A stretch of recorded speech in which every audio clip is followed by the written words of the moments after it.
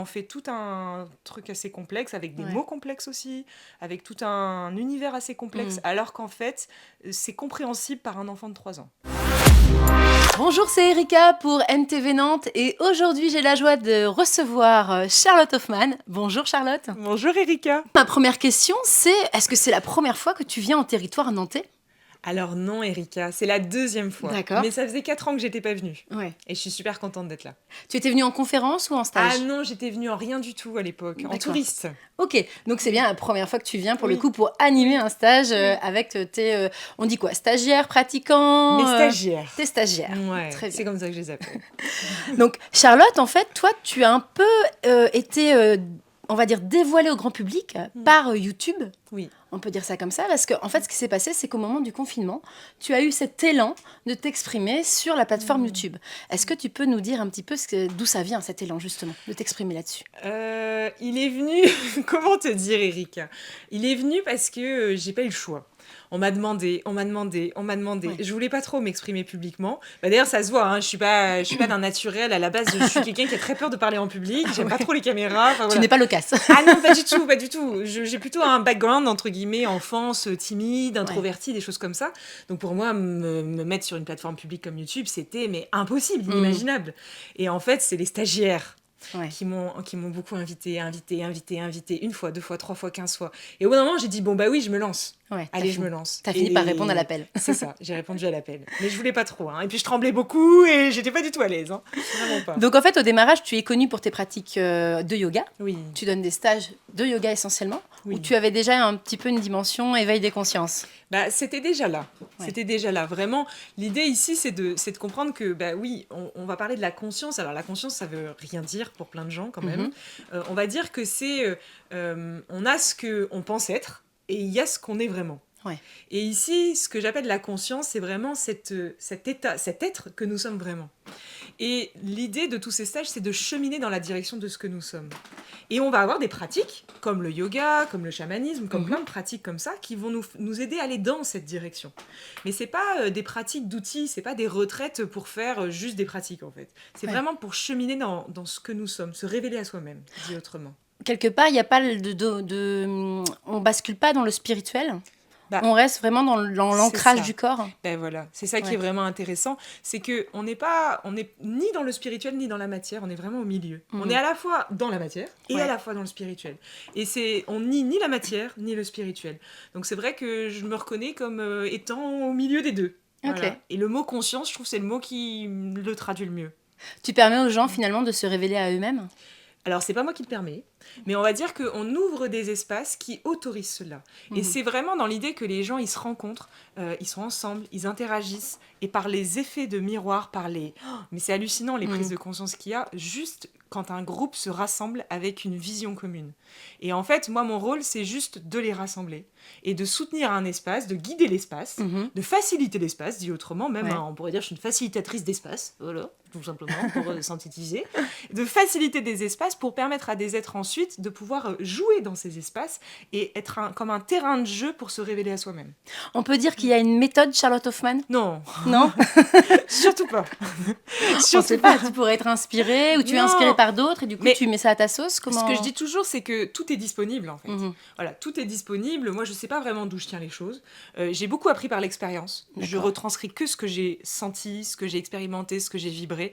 Je suis pas dans une démarche très théorique. J'ai lu des livres dans ma vie, c'est pas le sujet, mais je préfère que les enseignements se valident dans la vie en fait.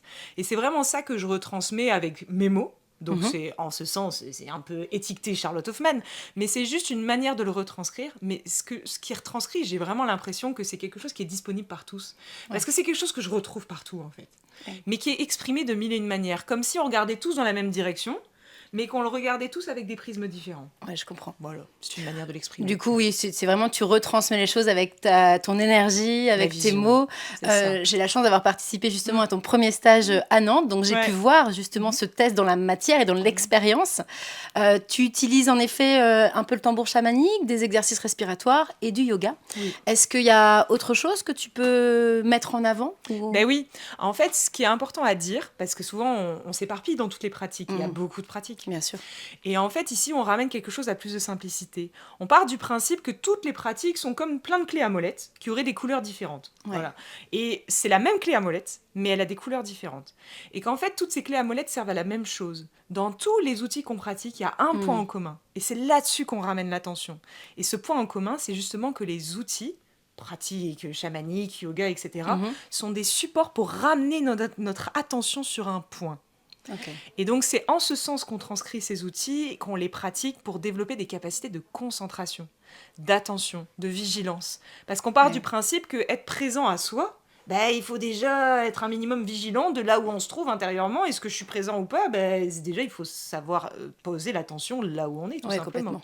Donc, on utilise tous ces outils pour développer des pratiques de concentration, des facultés de concentration. Et tu passes énormément, du coup, par le corps. C'est un peu c'est un peu mon leitmotiv. Voilà, ton cheval de bataille, j'ai envie de dire, pour amener à la conscience. Justement, l'éveil de conscience, c'est un petit peu... c'est pas forcément ce que tu véhicules en premier. En tout cas, c'est pas ce que tu annonces en premier. Et c'est assez intéressant dans ta démarche, du coup. Mais on est d'accord que c'est quand même, mine de rien, ce que tu nous proposes. Mais bien sûr. Mais ici, quand on parle de réveil de conscience ou d'éveil de conscience, pour moi, c'est simple. Ça peut juste se dire d'une certaine manière. C'est une modification, une transformation du regard que l'on pose sur la vie. On est face à un événement dans notre vie, je veux dire, on est tous face à des événements pourris et des événements super, voilà. Heureusement. En fonction des événements auxquels on est confronté, il y a deux solutions dans la vie. Soit on va chercher à résoudre le problème auquel on est confronté, soit au contraire, on va ici rentrer dans une démarche de conscience qui va nous amener à prendre de la hauteur par rapport à l'événement. La conscience, c'est de la prise de hauteur. Si bien que quand on dézoome et qu'on prend de la hauteur, cet événement qui nous paraissait insurmontable et trop énervant et très agitant, va progressivement, avec cette longueur de distance, on va le percevoir différemment. Et l'idée de ce processus, c'est pas de régler le problème en lui-même, parce qu'il y a plein de problèmes qu'on peut pas régler. Bien sûr. Par exemple, les problèmes relationnels. On peut pas changer les autres. C'est ça. Voilà. Mais l'idée, c'est de nous inviter à prendre suffisamment de recul pour changer le regard que l'on pose là-dessus. Et réaliser que ce problème, ça nous paraissait être un problème parce que c'était fort proche de nous. Mais que si on met un peu de hauteur, on se rend compte que ce problème, il peut se résoudre en fait. Et que c'est plus tant un problème en soi. C'est en gros de la petite image, on part sur la grande image de sa vie. C'est ou en tout cas des prendre de la hauteur. Ok, je comprends. Ce sont des choses que tu véhicules également dans tes ressources que tu offres sur YouTube, parce qu'en l'occurrence, voilà, tu es une communicante sur YouTube. Est-ce que ça a marché tout de suite ? YouTube ? Oui. Oui. Tout de suite, là, ça a répondu. Et d'ailleurs, ça a été très dur à vivre. J'imagine. Parce qu'on passe d'un statut non public à un statut public du jour au lendemain. Et ça a été très dur à vivre parce que je n'étais pas prête à vivre ça. Enfin, je devais l'être prête parce que voilà, c'est comme ça. Mais c'était hyper intense. Je suis passée, moi j'avais mes numéros de téléphone, mes adresses mail sur mon site internet par exemple. Bien sûr. Et je suis passée à des milliers de mails, de coups de fil, des SMS, des WhatsApp, des machins. Oui, ça a été un peu dur à vivre. Surtout que c'est assez récent, puisque c'est au moment du Covid, donc tu t'es lancée. Est-ce qu'aujourd'hui, tu gères mieux cette forme de célébrité, on va dire ? Oui, non, mais aujourd'hui, il n'y a plus aucun souci. Non, ça s'est équilibré. Et puis, je pense qu'il y a quelque chose aussi qui s'est ancré à l'intérieur de moi. Il y avait beaucoup de peur. Il y en a toujours, hein. Mais on va dire que, voilà, ça va mieux quand même. Au fur et à mesure, je dis toujours, quand on prend une habitude... au bout d'un moment, ça devient une habitude. Exactement. Donc, à force de répéter, la première vidéo, j'étais comme ça, la deuxième, j'étais comme ça, la troisième, j'étais comme ça, et puis au bout de la 150e, je commence à être un peu plus comme ça. Tu es beaucoup plus à l'aise. Mais c'est juste une histoire d'habitude, c'est pas... ça n'enlève en rien le trac, ça n'enlève en rien le petit truc qui pétille à l'intérieur du ventre, ça n'enlève pas ça. Mais ça va calmer un petit peu le discours et ça va nous rendre plus sereins. Et du coup, face à nous, les personnes, je sais pas, il y a une forme d'échange qui va s'opérer différemment. Il n'y a plus autant besoin d'écrire, d'envoyer des mails, de poser des questions. Et c'est vrai que sur YouTube, je me rends très disponible et je réponds quand même à beaucoup de questions déjà. Donc je pense qu'il y a ça aussi. Quelque part, tu as basculé aussi dans l'incarnation de ce que des valeurs que tu véhicules. Ah mais ça a toujours été le cas. Ça a toujours été le cas. Ça a toujours été très dur pour moi de retranscrire quelque chose que je ne vis pas. J'ai toujours eu l'impression que j'ai jamais réussi à le faire en fait. J'aurais bien aimé. Tu vois, retranscrire des trucs, j'aimerais bien retranscrire des trucs, mais je les vis pas. Oui, des exemples que tu aurais pu voir avec tes élèves, ou tes pratiquants. Souvent, les pratiquants ou les stagiaires qui viennent, c'est marrant, mais les exemples qui vivent, ça me fait toujours écho. Ouais, ça fait résonance, quoi. Ok. Ouais. Merci Charlotte, en tout cas. Merci à toi, Est-ce que Erika. tu aurais un dernier mot peut-être à donner, un conseil peut-être pour les personnes qui vont te découvrir aujourd'hui ou qui te connaissent déjà? Oui, s'il y avait un mot à dire, c'est que c'est plus simple que ce qu'on croit. Voilà, c'est ça que je dirais. C'est plus simple que ce qu'on croit. Le cheminement intérieur, on en fait tout un truc assez complexe, avec des mots complexes aussi, avec tout un univers assez complexe, alors qu'en fait, c'est compréhensible par un enfant de 3 ans. C'est vrai que tu as cette capacité à quelque part désacraliser cette quête vers le bien-être, en fait. La rendre accessible à tous. Exactement. Merci Charlotte. Et en tout cas, pour les personnes qui vont te découvrir aujourd'hui ou celles qui te redécouvrent, eh bien, je vous invite à surveiller les dates d'atelier parce que, bien sûr, tu vas te balader dans toute la France, aussi bien à Nantes, mais aussi à Paris et ailleurs. Voilà, au revoir. Merci.